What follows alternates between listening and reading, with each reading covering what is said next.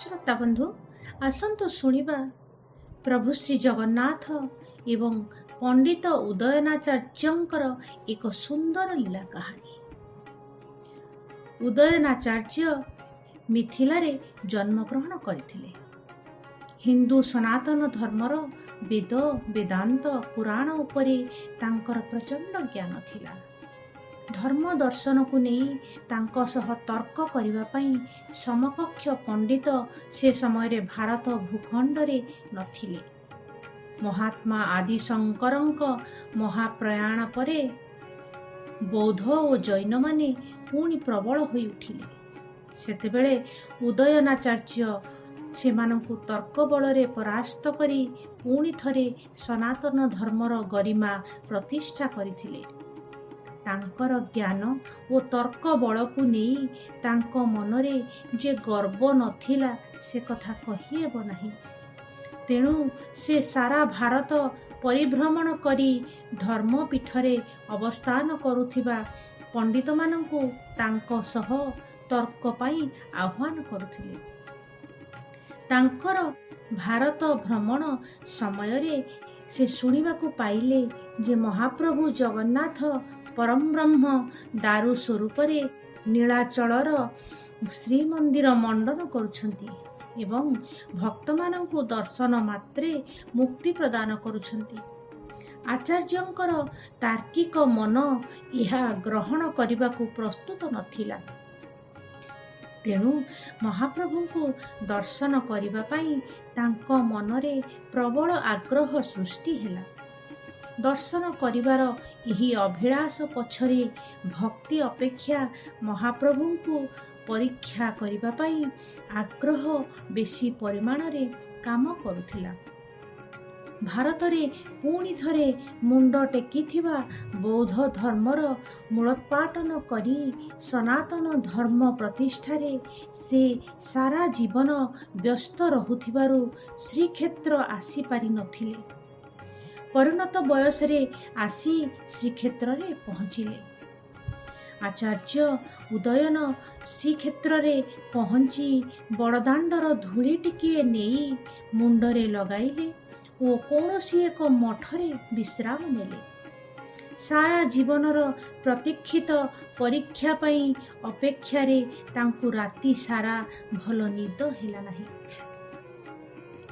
ता परदिन प्रातः कालरे से शुद्ध शौच होई श्रीमंदिर रे पहुँचिले।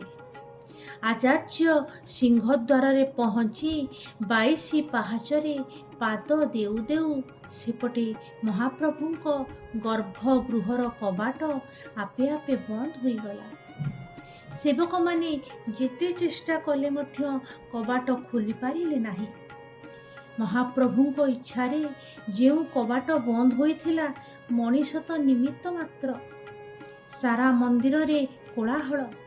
भक्त माने दर्शन करी नपारी फेरिबाकु लागिले। एक अजଣା भय समस्तंकु कबलित करी रखिथिला। अतीत रे एपरी केबे घटिथिबा परे काहार मने नथिला। महाराजंक कानकु कथाटा गला परे से पंडित मानंक सह परामर्श लोडिले। पंडित माने निज निज भितरे आलोचना परे कहिले, मणिमा केही जणे नास्तिक देउଳରେ प्रवेश करिथिबारु महाप्रभुंको इच्छारे कबाट बंद होई जाइछि। सेवक माने महाप्रभुंको पाखरे अधिया पड़िले। महाप्रभु शून्य बाणी रे बड़पंडांको कहिले, नास्तिक उदयन आचार्य श्रीमंदिर रे प्रवेश करिबाकू उद्यम करिबारु मोर द्वार ता पई बंद होई गला। सेवक माने आचार्यंक संधान रे सारा सहर रे व्यापी गले। बहु परिश्रम परे से विश्राम नेउथिबा मठरे पहुँचिले। सेवक माने दर्पर सह आचार्यंकु पचारिले, आपण तार्किक उदयन आचार्य मिथिलारू आसिछन्ति?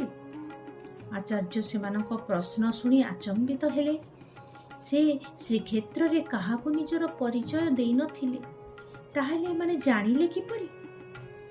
हाँ, मु उदयन आचार्य। हेले आपण माने मते जानिले किपरि? ଆପଣ ଜଣେ ନାସ୍ତିକ ଏବଂ ପାପୀ। ମହାପ୍ରଭୁଙ୍କ ମହିମା ଓ ମାହାତ୍ମ୍ୟକୁ ନେଇ ଆପଣଙ୍କ ମନରେ ସନ୍ଦେହ ଅଛି। ତେଣୁ ଆପଣ ମନ୍ଦିର ପ୍ରବେଶ କରିବା ମାତ୍ରେ ଗର୍ଭଗୃହର କବାଟ ଆପେ ବନ୍ଦ ହୋଇଗଲା। ସେହି ସମୟରୁ ମହାପ୍ରଭୁଙ୍କ ନୀତି ବନ୍ଦ ହୋଇଅଛି। ଏକଥା ମହାପ୍ରଭୁ ନିଜେ ଶୂନ୍ୟବାଣୀ ମାଧ୍ୟମରେ ବଡ଼ପଣ୍ଡାଙ୍କୁ କହିଛନ୍ତି। ବର୍ତ୍ତମାନ ଆମେ ଆପଣଙ୍କୁ କ୍ଷେତ୍ର ବାହାରକୁ ନେଇଯିବା ପାଇଁ ଆଦେଶ ପାଇଛୁ। ଏକଥା ଶୁଣି ଆଚାର୍ଯ୍ୟଙ୍କ ଆଖିରୁ ଧାର ଧାର ଲୁହ ଗଡ଼ି ଚାଲିଲା। ସେ ମହାପ୍ରଭୁଙ୍କ ଉଦ୍ଦେଶ୍ୟରେ ସାଷ୍ଟାଙ୍ଗ ପ୍ରଣିପାତ କଲେ ଏବଂ ନିଜର ଅଶ୍ରୁରେ ଶ୍ରୀକ୍ଷେତ୍ରର ପାବନ ମାଟିକୁ ଧୋଇଦେଲେ। ତାପରେ କହିଲେ, ମହାଶୟ, ମୋର ମନ୍ଦିର ପ୍ରବେଶ ଯୋଗୁଁ ଗର୍ଭଗୃହର କବାଟ ବନ୍ଦ ହୋଇଛି ସତ। ମୋତେ ଥରୁଟିଏ ସିଂହଦ୍ୱାରକୁ ଯିବା ପାଇଁ ସୁଯୋଗ ଦେଲେ ମୁଁ କବାଟ ଖୋଲିବା ପାଇଁ ପ୍ରାର୍ଥନା କରିବି। ମୋର ବିଶ୍ୱାସ ମହାପ୍ରଭୁ ମୋର ପ୍ରାର୍ଥନା ଶୁଣିବେ। ସେବକମାନେ ଆଚାର୍ଯ୍ୟଙ୍କର ମହାପ୍ରଭୁଙ୍କ ପ୍ରତି ଥିବା ଧାରଣାରେ ପରିବର୍ତ୍ତନର ଆଭାସ ପାଇଲେ।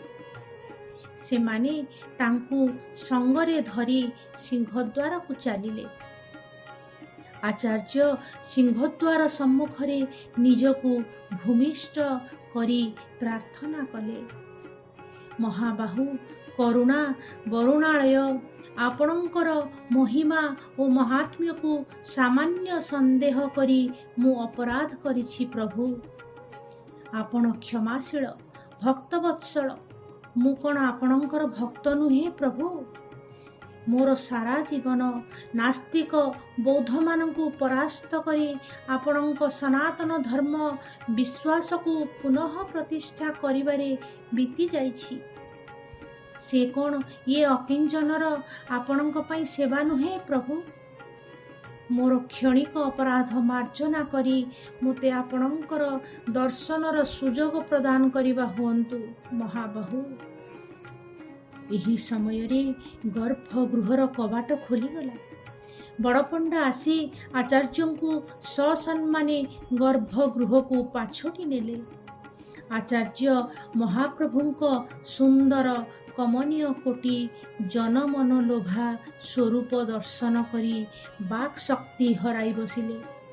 ତାଙ୍କୁ ଲାଗୁଥିଲା ଯେ ମହାପ୍ରଭୁ ତାଙ୍କୁ ଦେଖି ରଙ୍ଗ ଅଧରରେ ହସୁଥିଲେ ଓ ତାଙ୍କ ପାଖକୁ ଯିବା ପାଇଁ ହାତ ଠାରି ଡାକୁଥିଲେ।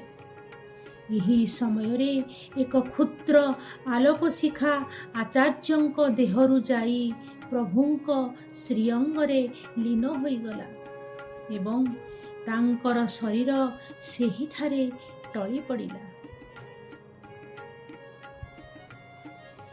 ଶ୍ରୋତାବନ୍ଧୁ, ଆଉ ଗୋଟିଏ ସୁନ୍ଦର କାହାଣୀ ନେଇ ମୁଁ ଉପସ୍ଥିତ ହେବି ମୋର ଆଗାମୀ ଅଧ୍ୟାୟରେ। ଜୟ ଜଗନ୍ନାଥ।